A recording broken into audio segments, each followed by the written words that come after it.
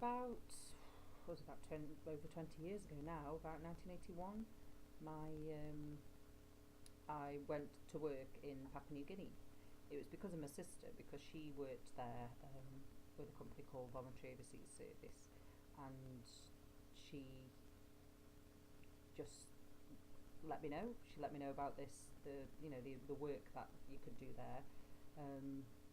There was no email, so she had to telex me and let me know, because at the time I'd just finished school. She'd been working there for about 2 years, I think, and I'd just finished school and college, and I didn't know what to do. I just wanted some new experiences, so she said, "Come and join me." So I went for an interview with the BOS, and I told them all about me. I said that I can sign, that I can do carpentry, that I've worked in a school, and I just said I'd really like to go over there to work with my sister. It was great. They accepted me, no problem. They organised everything and paid for the flight, the tickets, and where I was staying and everything. We flew from Heathrow in London, and the flight was about 36 hours. It was really long, but we did stop off at various places, including Bahrain and Singapore. When we got there, we landed in the capital of Port Moresby. It was quite a sight. I couldn't believe it. It was just so different. And then a priest came up to me, and I said, "I thought my sister was coming at me." He said, "Oh, she's working. She's all the way up a mountain, and she didn't have time to come." So I thought, okay, fair enough. Um,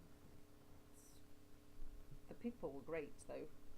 It was fantastic, but their world and my world was just completely poles apart. I went to where I was staying. Everywhere looked really, really poor. None of the houses were made of brick. They were all out of steel. And people were walking around just these huge knives, like in the belts. They're just clearly visible. The culture's just so different. I stayed put for about 2 days because the long flight was just so exhausted, so I didn't go anywhere. And then I was taken in a jeep. We were just going up and down like really bumpy, rough terrain for about 14 hours to a place called Wickwhack. I thought the name sounded really funny, but the language was just so odd. It was a mixture of like English and Jamaican, and it just sounded like a new language, like pidgin. It was like pidgin English, I suppose. But I soon got used to the words. For example, hospital sounded like hopsick, and toilet was they called it wee wee, but I found it really interesting and easy to learn. So I knew I'd fit in well. So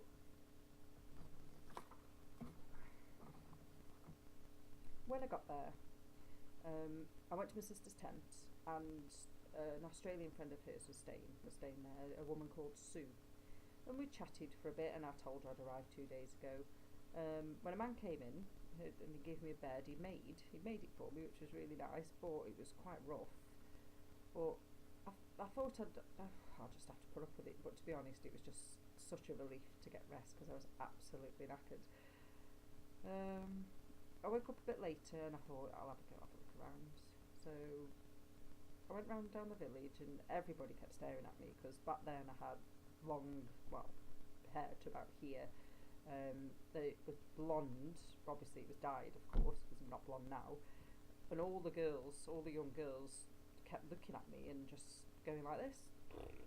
They just kept blowing raspberries at me. I was really confused, and because they did this for about 2 days, and they kept hiding behind trees, blowing raspberries, just batting their eyelashes at me. It was like they were flirting with me, but something just didn't feel right. So when my sister came back from the mountain, everybody, all the girls and everybody just crowded round her because she'd worked there for quite a long time, and it was like she was their mum. They all really, really liked her. So she was showing me all the jobs that I could do, and everything that everything that I could choose from. She had a list, and we were just discussing this and chatting away. And then I just remembered about all these girls, and I remember that I wanted to ask her why they'd all been acting really weird. And I said to her, why are all these girls like blowing raspberries? Oh, and she was like, oh my God, are you kidding me? How many? I said it's over 50. And she said, oh my God, I can't believe it. Do you know what that means? That means that they want to get married, they want to marry you. I couldn't believe it, absolutely couldn't believe it. There was over 50 of them. I said, oh my gosh, how did I stop them? She said, there's one way, you'll have to go round to every one of them and wink twice. I was like, oh, wink twice? What do you mean? She said, well, they want to marry you, you know, it means come over here, I want to have sex with you. Honestly, I couldn't believe it. I was only, you know, I wasn't very old.